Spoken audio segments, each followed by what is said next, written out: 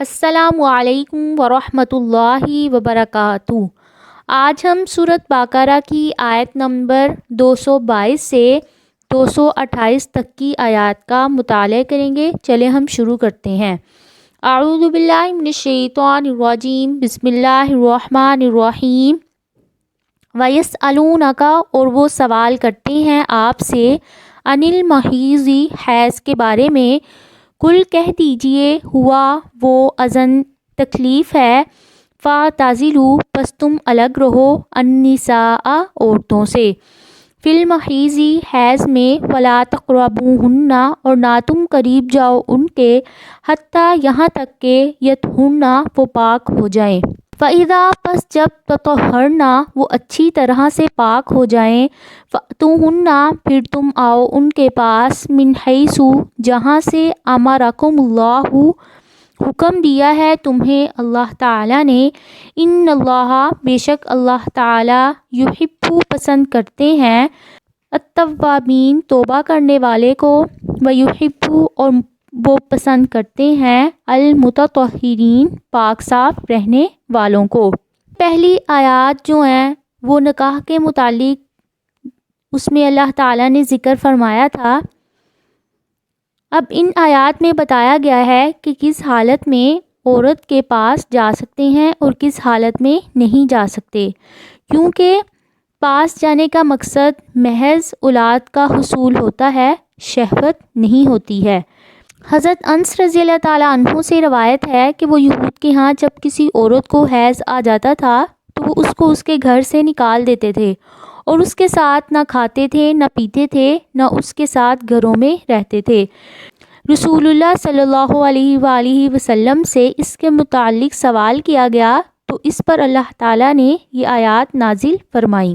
نساؤکم، تمہاری عورتیں، حرثن، کھیتی ہیں، لکم، تمہارے لیے، فأتوا حرثکم، پس تم آؤ، حرثکم، اپنی کھیتی کے پاس، انا، جس طرح سے، شئتم، تم چاہو، وقدموا، اور تم آگے بھیجو، لانفسکم، اپنے نفسوں کے لیے، واتقوا اللہ، اور تم ڈرو اللہ تعالیٰ سے، وَاعْلَمُوا، اور تم جان لو، انکم، بے شک تم، ملاقوہ، ملاقات کرنے والے ہو اس سے، وبشر المؤمنین، اور خوشخبری ہے ایمان لانے والوں کے لیے۔ حضرت جابر رضی اللہ تعالیٰ عنہ سے روایت ہے، یہود کہتے تھے کہ جب عورت سے اس کی پچھلی جانب سے پاس جایا جائے تو بچہ بھینگا پیدا ہوتا ہے، تو اس پر یہ آیت اتری۔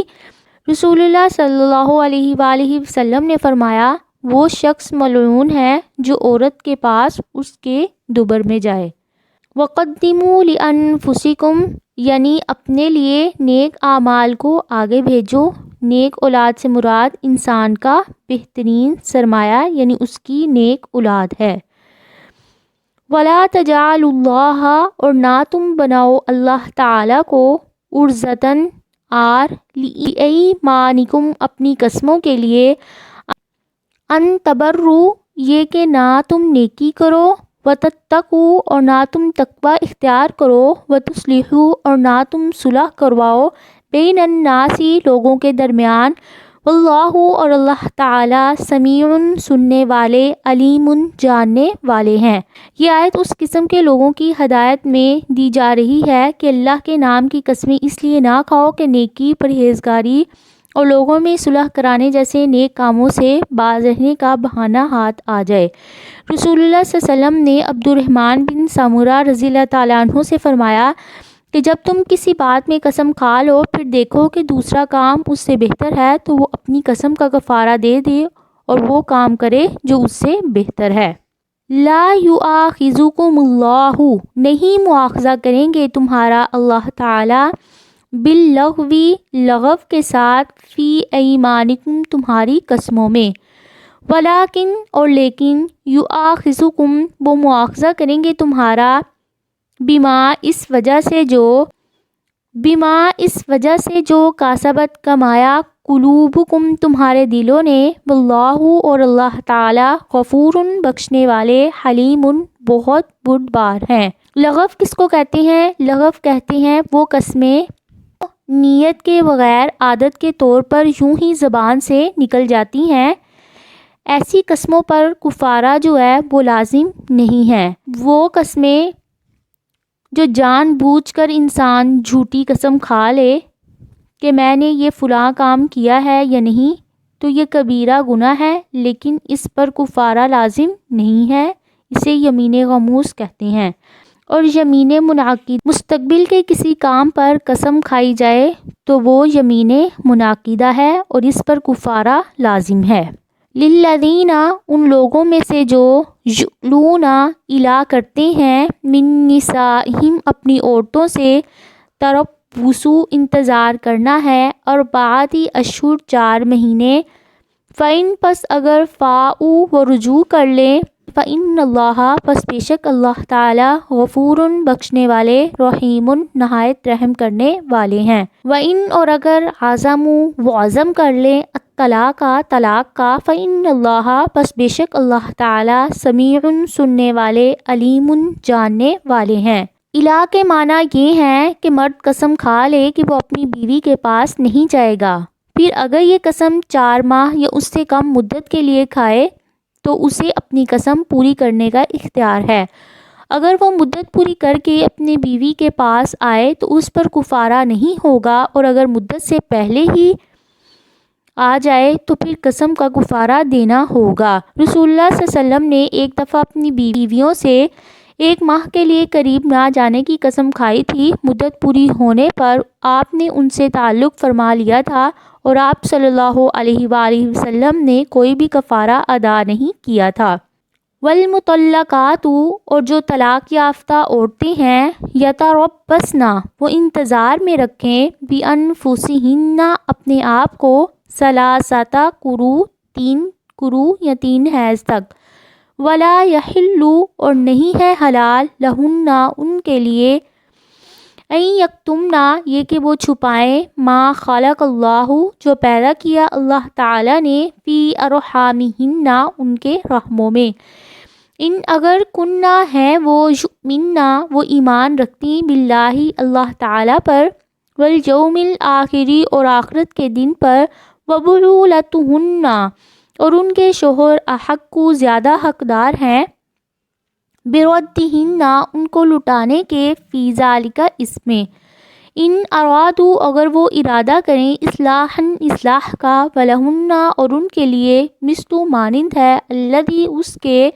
علیہن، جو ان کے ذمہ ہے، بالمعروف، اچھے طریقے سے، وللرجال، اور مردوں کے لیے، علیہن، ان عورتوں پر، درجۃ، ایک درجہ ہے، واللہ، اور اللہ تعالی، عزیز، بہت غالب، حکیم، حکمت والے ہیں۔ اگر خاوند اپنی بیوی کو طلاق دے دے تو وہ فوراً اس سے جدا نہیں ہوتی ہے، بلکہ کچھ مدت انتظار میں اس کو گزارنا ہوگی، جس کے اندر خاوند ان سے رجوع کر سکتا ہے۔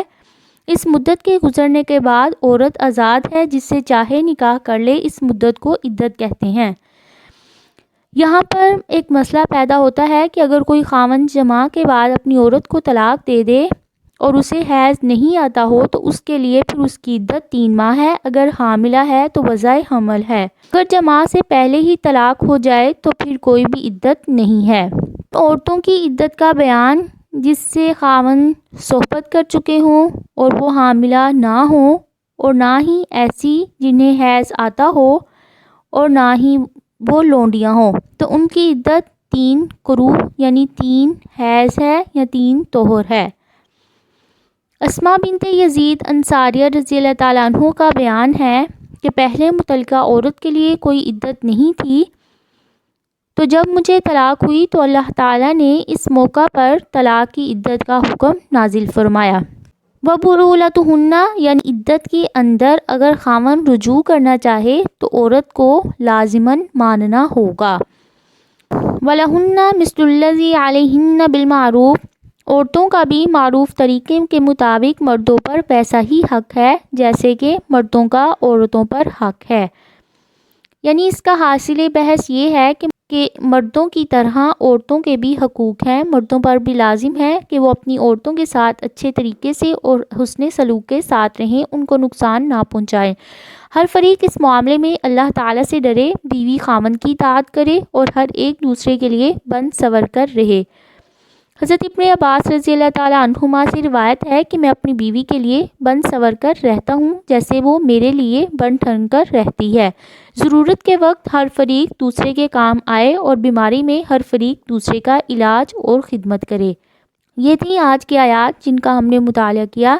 امید ہے آپ کو سمجھ آئی ہوگی۔ اللہ تعالیٰ ہمارے علم اور عمل میں اضافہ فرمائے، آمین۔